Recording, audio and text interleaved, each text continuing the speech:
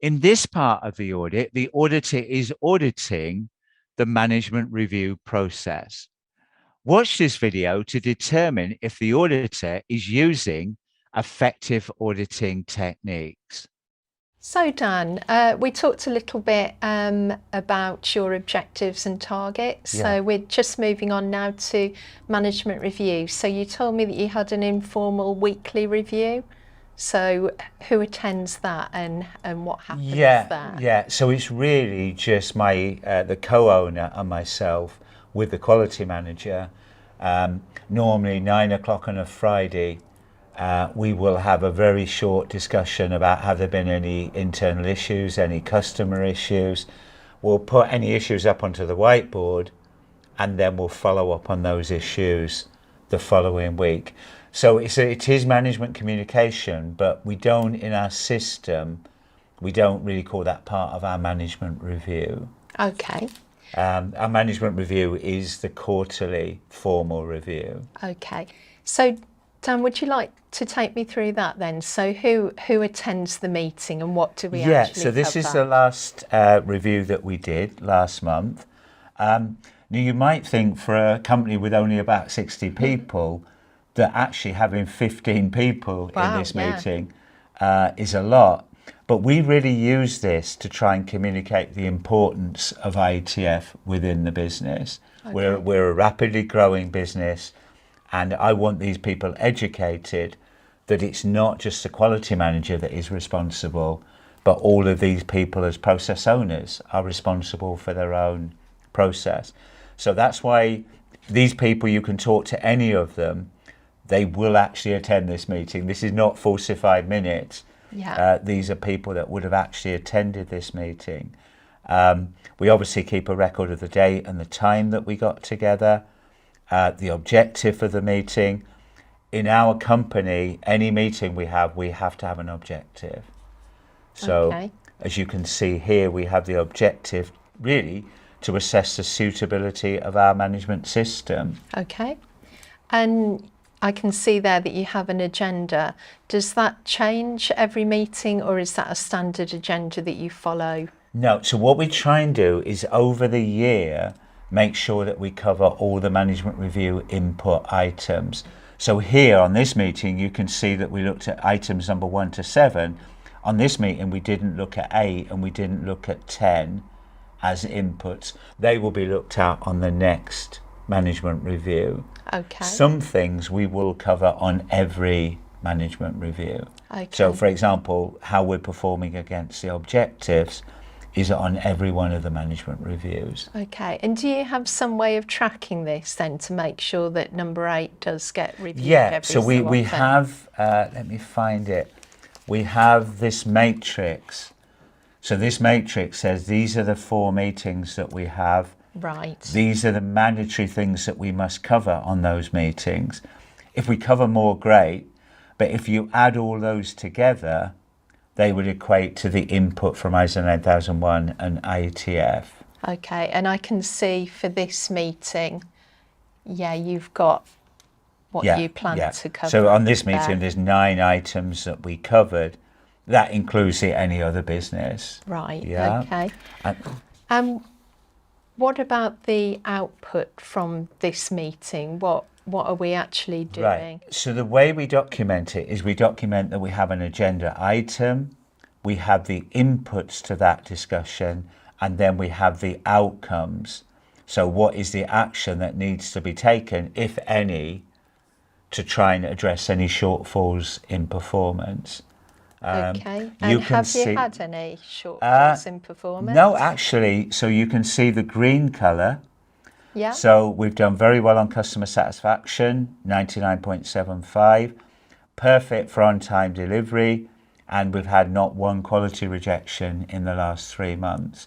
I can show you the detailed data on that when we get into production. The only objective that we've had a problem with is our electricity usage. Right, okay.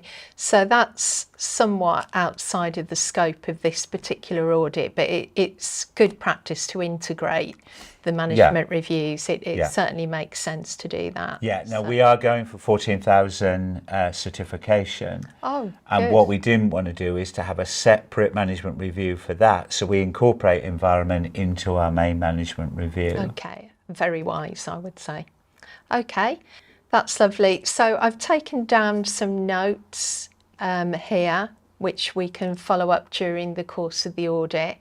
I may need to come back to you, Dan, just to clarify some, you know, something from when we go onto the shop floor, if you wouldn't mind.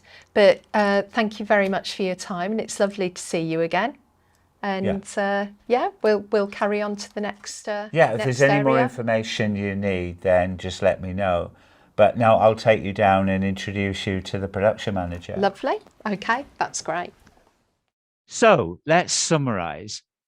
One of the key requirements in IATF 16949 relates to management review.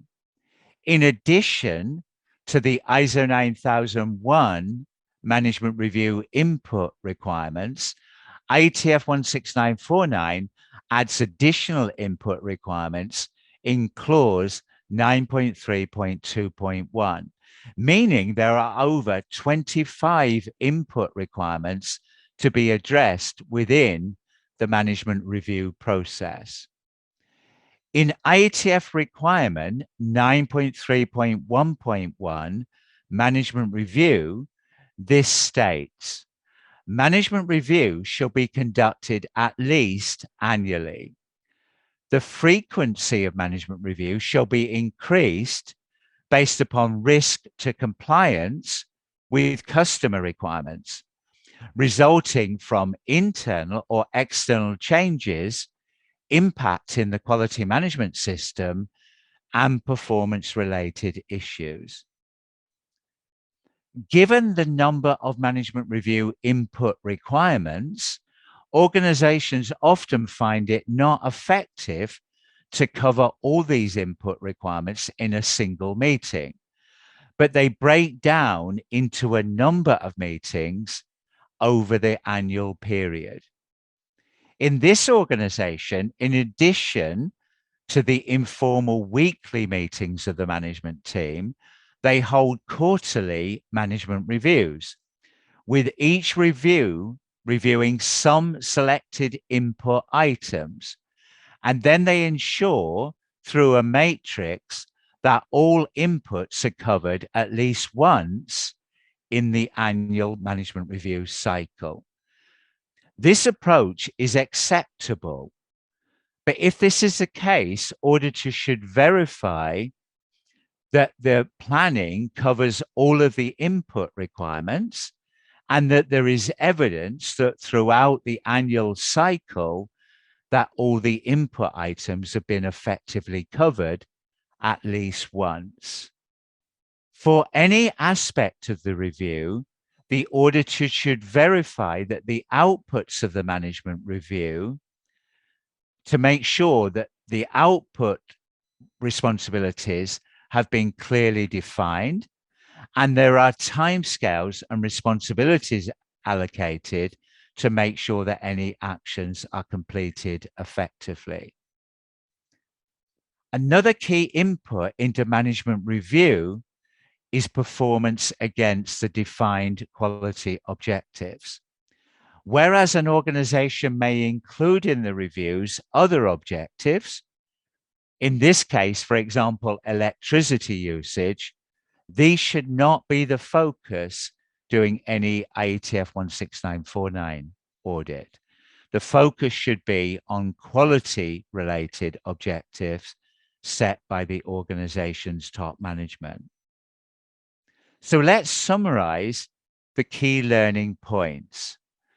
Management review does not necessarily have to be a single annual meeting, but it can be covered during a number of reviews planned throughout the year. Auditors should verify that a minimum all the input requirements are covered at least once in the annual management review cycle.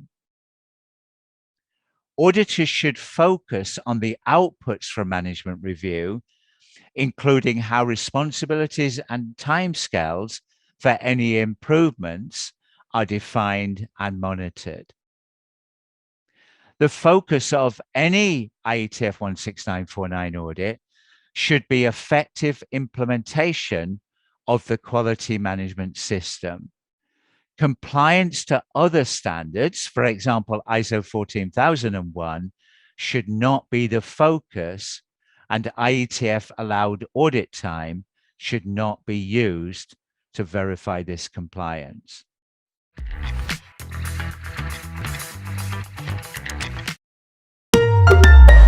KMR